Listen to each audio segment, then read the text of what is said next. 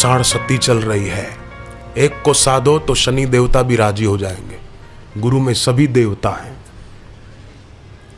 फिर भी शनि का कुछ लगता हो तो काले तिल के तेल का दिया जलाकर पीपल के पेड़ के नीचे शनिवार को जलाओ, शनि का कोप नहीं होगा अगर है तो।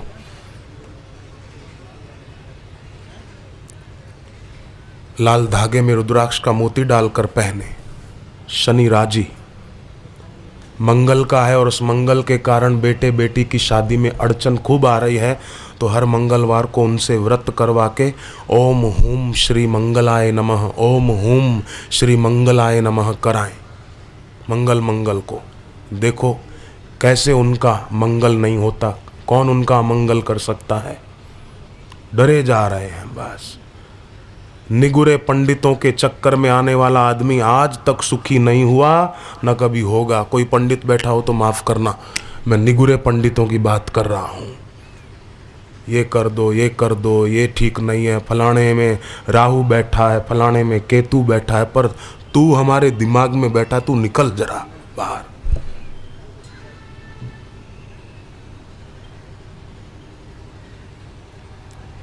काल सर्प योग है, काल सर्प योग है तो डरो नहीं। अपने घर के बाहर पिसी हुई हल्दी से स्वस्तिक बना दो। शिवरात्रि आएगी अब, केवल एक दिन शिवरात्रि की रात को, और शिवलिंग पर दूध जल शहद बेलपत्र से अभिषेक कर दो।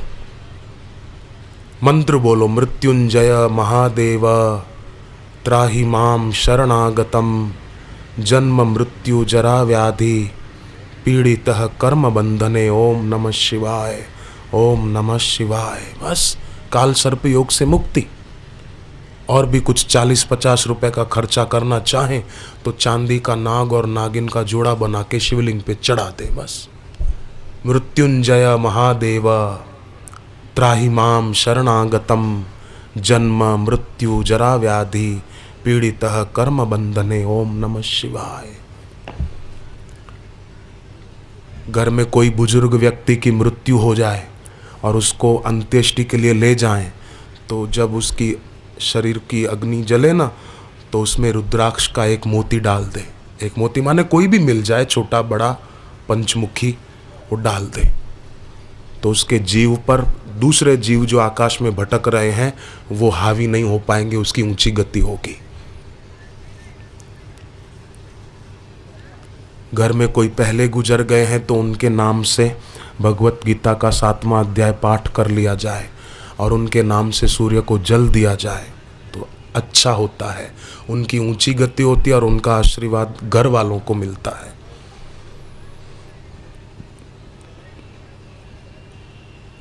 स्कंद पुराण में लिखा है, सप्तमी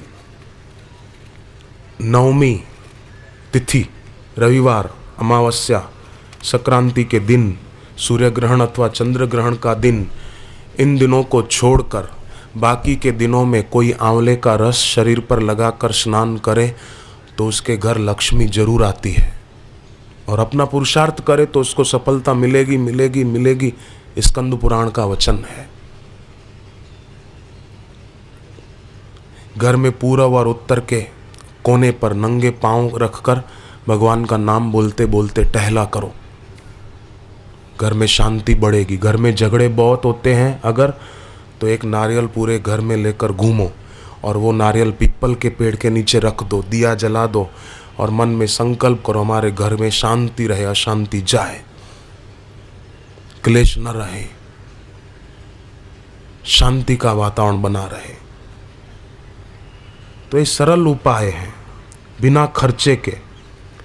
और लोग ऐसे हैं आज इस तांत्रिक के पास, कल उस तांत्रिक के पास, अपनी कामनाओं के वशीभूत होकर बेचारे भटक रहे हैं, शांति नहीं पाते।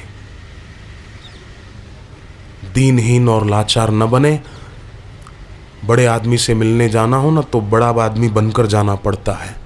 लोग किसी की शादी में, बड़े आदमी की शादी में जाते हैं तो कैसे बन ठन के जाते हैं, बढ़िया कपड़े पहन के, प्रेस किए हुए पहन के, कोट टाई आदि लगा के जाते हैं।